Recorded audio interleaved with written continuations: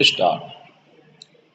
कल्पना कीजिए कि एक व्यक्ति अपनी राह पर चल रहा है और एक नन्ही चींटी उसके पैरों के नीचे आ जाती है, लेकिन नाक की सीध में चल रहे इंसान को शायद ही जमीन पर चल रही चींटी नजर आती है और वह उसे कुचलता हुआ आराम से आगे निकल जाता है।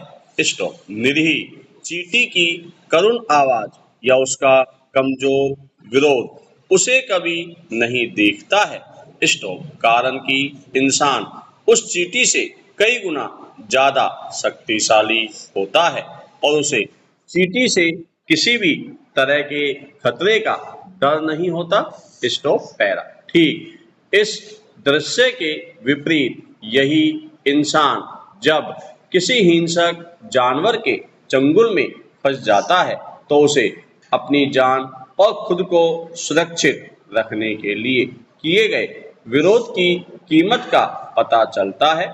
स्टॉप। दरअसल जब कुछ हमारी सहमति के विपरीत हो रहा होता है तो हम अपनी तरफ से उस बात का पुरजोर विरोध करते हैं। स्टॉप। किसी बात या घटना का विरोध करना, उसके खिलाफ जाना या उसे रोकने के लिए एक कड़ी लड़ाई लड़ना है जिसे हर शख्स अपनी ताकत पर जरूर लड़ता है।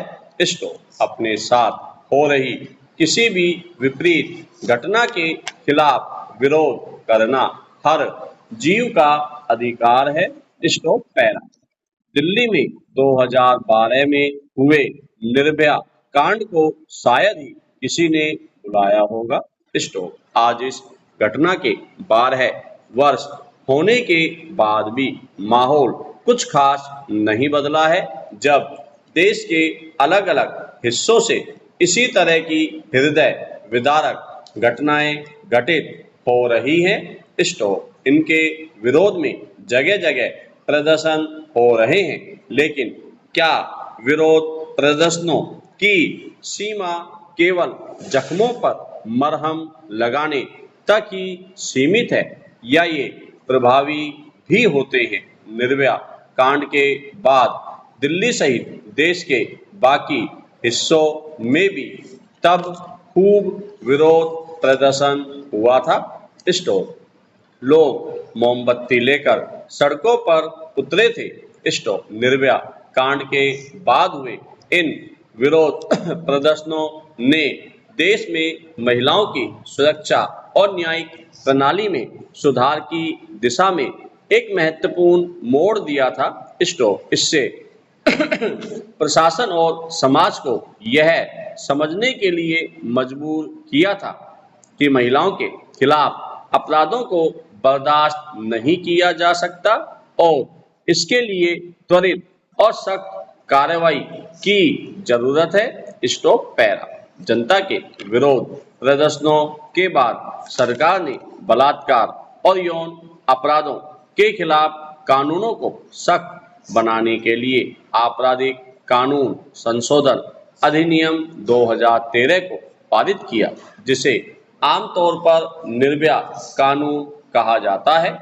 स्टॉप। इस कानून के तहत बलात्कार, यौन उत्पीड़न और यौन शोषण के मामलों में सख्त सजा का प्रावधान किया गया, जिसमें मौत की सजा भी शामिल है। स्टॉप। इस घटना के बाद 2015 में किशोर न्याय, बच्चों की देखभाल और संरक्षण अधिनियम में संशोधन किया गया, जिससे गंभीर अपराधों में शामिल पाए जाने वाले 16 से 18 वर्ष के किशोर अपराधियों के लिए भी सख्त सजा का प्रावधान किया गया। स्टॉप। निर्भया कांड के बाद ही त्वरित अदालतों की स्थापना भी की गई ताकि यौन अपराधों से संबंधित मामलों की त्वरित सुनवाई और न्याय सुनिश्चित किया जा सके। Stop para. इन सभी साक्ष्यों के बावजूद क्यों बहुत से लोग इस बात पर आश्वस्त हैं कि विरोध प्रदर्शन अप्रभावी होते हैं? इसका एक संभावित कारण यह है कि विरोध के पीछे कई अंतर्निहित उद्देश्य शोषण, नस्लवाद, पितृसत्ता और लोकतंत्र की खराब गुणवत्ता प्रणालीगत समस्याएं हैं। स्टॉप। विरोध प्रदर्शनों में भाग लेने वालों को अक्सर संदेह और ऐसे सवाल का सामना करना पड़ता है, इससे कोई फर्क नहीं पड़ता तो परेशान क्यों होना। Stop para. यह सही है कि विरोध प्रदर्शन से समस्या का समाधान पूरी तरह से नहीं हो सकता, लेकिन यह समाज में एक महत्वपूर्ण संदेश भेजने और परिवर्तन की दिशा में कदम उठाने का एक प्रभावी तरीका हो सकता है। स्टॉप। विरोध प्रदर्शन काम करते हैं क्योंकि हम लगातार ऐसे उदाहरण देखते हैं जहां विरोध से फर्क आया है। हमने 2024 में ही देखा है कि फ्रांस के किसानों द्वारा नाकेबंदी और विरोध प्रदर्शन ने सरकार की रियायतें देने के लिए प्रेरित किया है। स्टॉप। इसी तरह भारत में दिल्ली की ओर बढ़ रहे नए किसान आंदोलन से पहले ही सरकार ने फसलों के लिए बेहतर कीमतों की पेशकश की। स्टॉप। बुडापेस्ट में बाल यौन शोषण कांड को लेकर सड़कों पर हुए बड़े पैमाने पर विरोध प्रदर्शनों के कारण कुछ समय पहले इस कांड को संबंधित करने के लिए कानून पेश किया गया।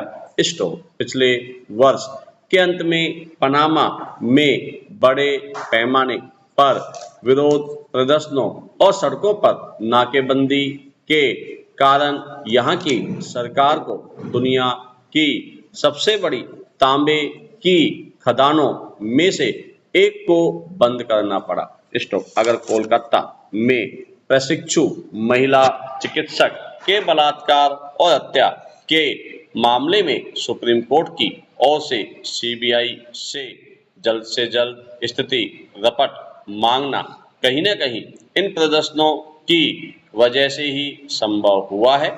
Stop para. विरोध प्रदर्शनों का होना इस बात का भी संकेत होता है कि जनता को वर्तमान स्थिति पसंद नहीं है और वह इसके खिलाफ खड़े होने का साहस कर सकती है। स्टॉप। कई बार यह पीड़ितों और उनके परिवारों को मानसिक और भावनात्मक रूप से समर्थन प्रदान कर मजबूती से खड़ा होने में मदद करता है।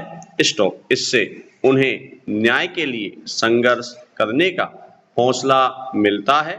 स्टॉप। यह कई बार देखने को मिला है कि बड़े पैमाने पर होने वाले विरोध प्रदर्शनों से सरकार और प्रशासन पर दबाव बनता है, जिससे वे अधिक कठोर कानूनों का निर्माण कर सकते हैं, अपराधियों के खिलाफ त्वरित कार्रवाई कर सकते हैं और पीड़ितों के लिए न्याय सुनिश्चित कर सकते हैं। स्टॉप। इसलिए चाहे छोटी हो या बड़ी, हर गलत बात के लिए विरोध करने का साहस होना चाहिए। स्टॉप।